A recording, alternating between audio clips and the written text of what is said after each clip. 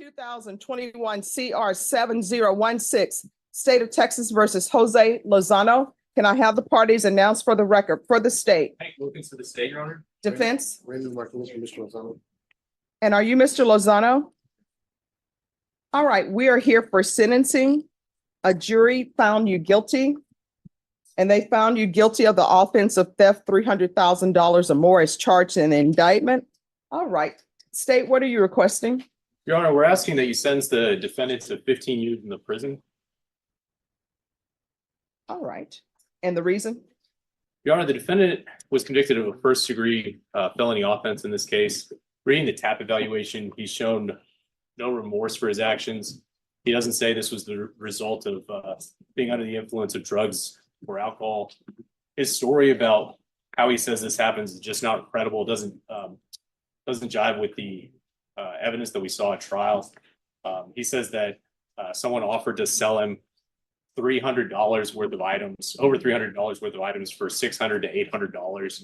He says his friend brought the trailer to him.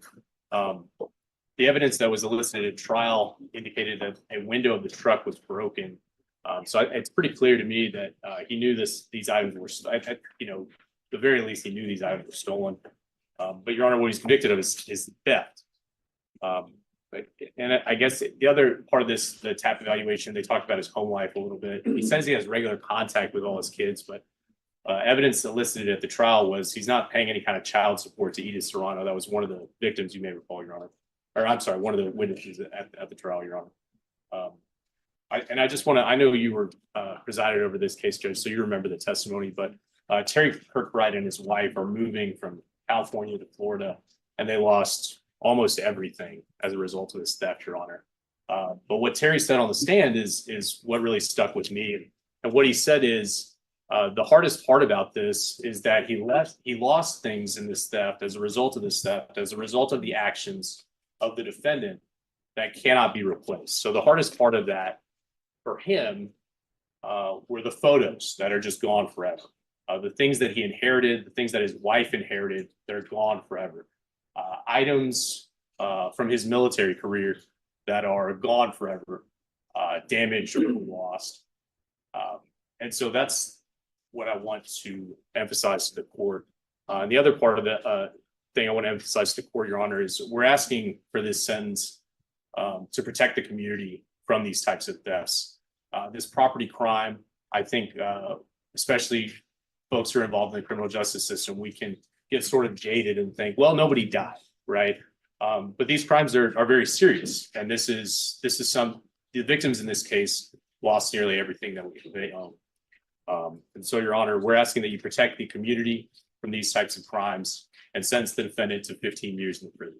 All right, defense. Judge, if the court recall from the facts of the case, I think Mr. Lozano's explanation is perfectly plausible.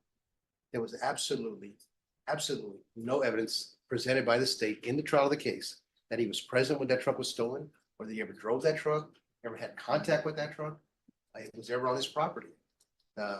His suggestion that the guy brought the trailer to him to see if he wanted to buy it is consistent with somebody who did steal that property, trying to go and pawn it off on people.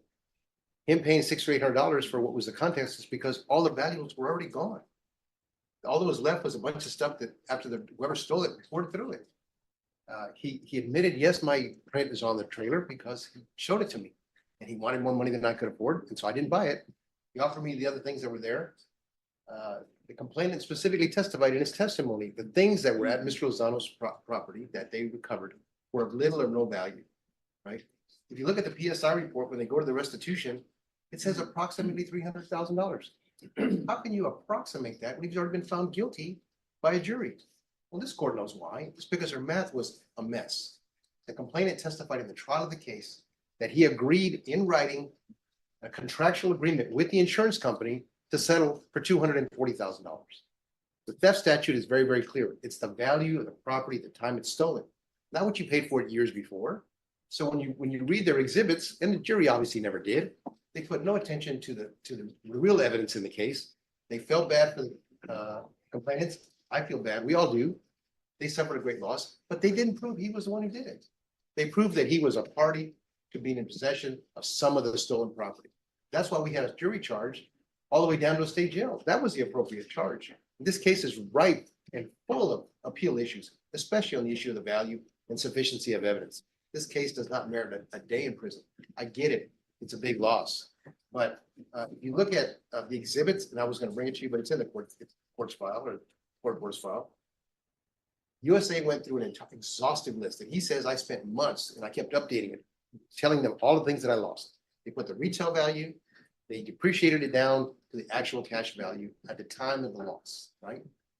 He signs an agreement, accepts the check saying $240,000. And that included the truck. All right, so just so parties know, I'm not going behind the jury's verdict. I'm not asking you to, Yeah, I'm all just saying the punishment should fit the crime. Okay. The jury did what they did, and that's for another court to look at, whether there was sufficient evidence for their verdict.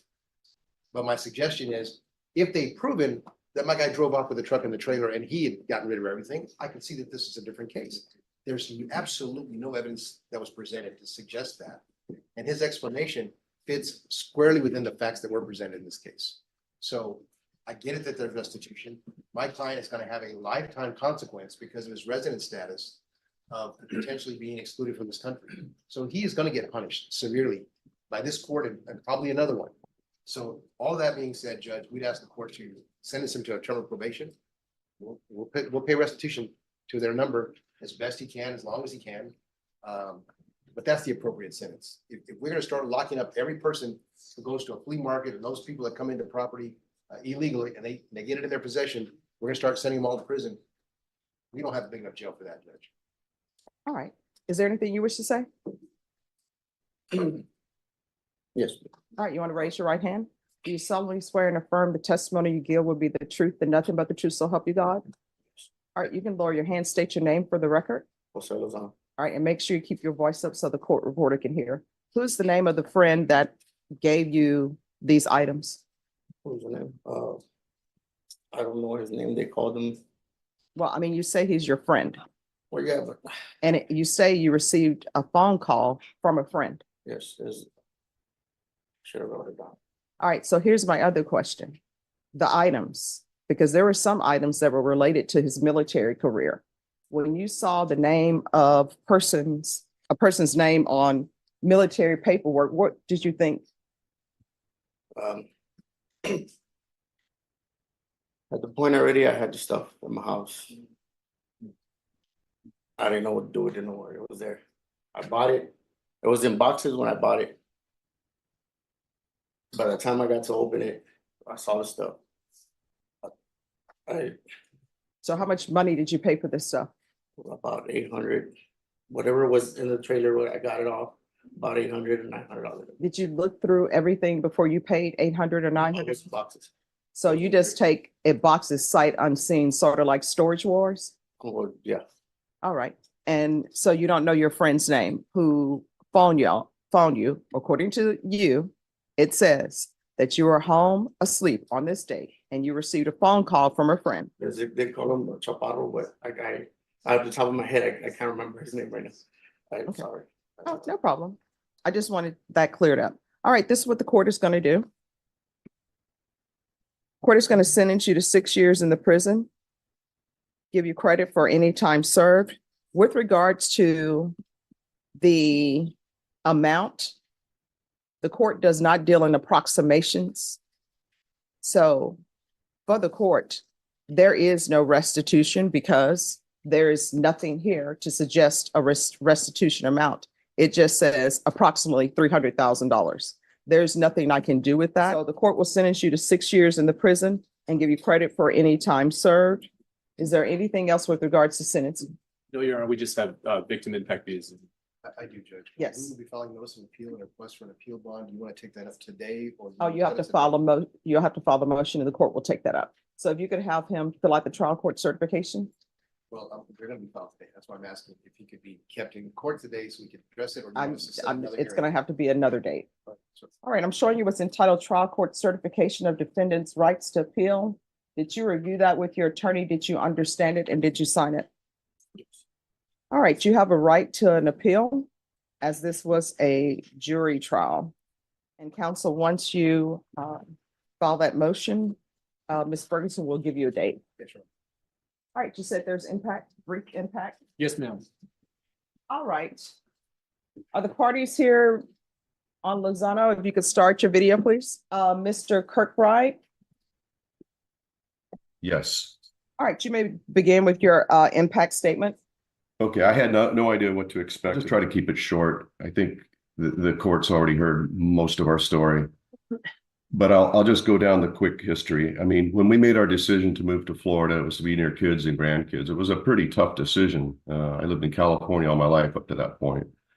Sold our home, gave away pretty much all of our possessions that could be replaced, like furniture, refrigerators, that type of thing. All of our most precious items were packed up very carefully. It took us almost 3 months to get everything properly packed and wrapped. And I bought a 24-foot enclosed trailer, and that's where we packed everything in. On our journey to our joyous move to Florida to start a new life, we made it as far as San Antonio. And of course, from that moment forward, December 4th forward, it's just like our world was turned upside down. It derailed our whole joy of the move. And what was supposed to be looking for a home right away turned into almost an 8-month endeavor because we were dealing with all of the aftermath of the theft. I'm a combat veteran. I kind of one of my diagnoses is PTSD, so I was already dealing with that, and then this just totally derailed me and my wife, and left us kind of in this state of like, what next? As we put the pieces together, keep in mind it was 3 years, 3 months from the time of the theft to the time of the trial, and they had some 22, 23 resets. Each one of those resets represented to us is we had to juggle our lives around the schedule of the court.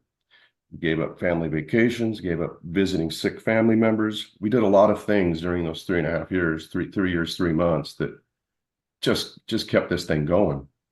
And now we're here at the final part of the sentencing and all that. And I feel for both sides. I feel for Mr. Lozano and how this must be for him. But I also got to understand what it was like for us.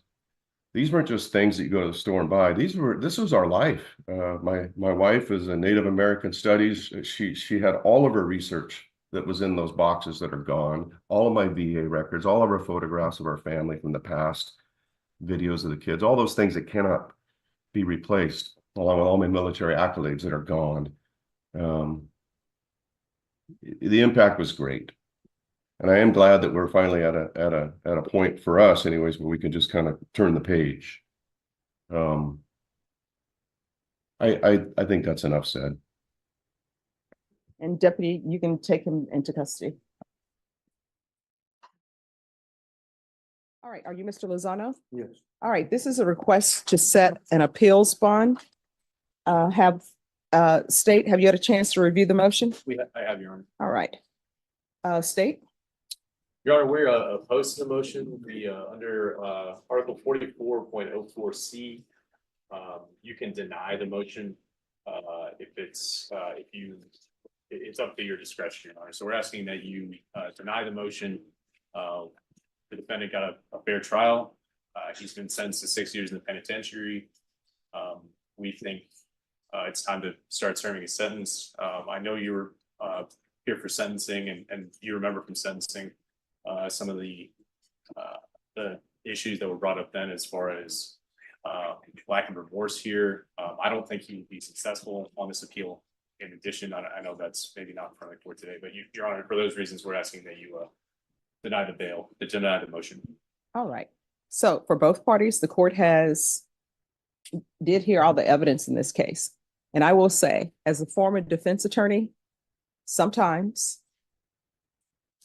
people will have a lack of remorse if they feel like they're not guilty and they didn't do it.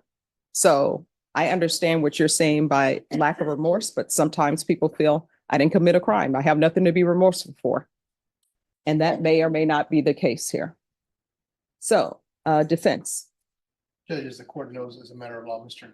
Lozano was not finally convicted until his appeals have been exhausted. He's already exercised his decision to appeal his case. And as a matter of fact, I think counsel's already been appointed. That's kind of a separate housekeeping matter. I might want to take up with the court later about how his bond gets done, if you give him one. He's always attended court, which is the purpose of the bond judge. He came to court for sentencing, knowing that the court fully well might sentence him to prison. The court knows that this is not a violent offense. It's not a family violence offense. Yes, these people lost a lot, but the court knows the peculiarity of this particular case and what the issues might be on appeal. They stand out like a sore thumb. He has family to take care of. Lack of remorse is a punishment issue. The court's already issued punishment. It's not an issue for whether he gets an appeal bond or not. I mean, the state can. Well, keep the saying court that. has already addressed the lack of remorse, so. And it wasn't an issue for the appeal. It's an issue for punishment. But anyway, so we'd ask the court to set a bond, and I'd also point out to the court, this would be the third bond he's made in this case. He made a bond when he originally got arrested at $40,000. He was taken into custody upon conviction, but then subsequently given bond pending sentencing. That was $100,000. That was the second bond he had to make, and the court sets bond, it would be a third one. But at the very least, I think he qualifies under the statute, and we ask the court to set a reasonable amount. All right, what amount are you requesting defense? Judge, we think the 40,000 where we started was perfectly fine.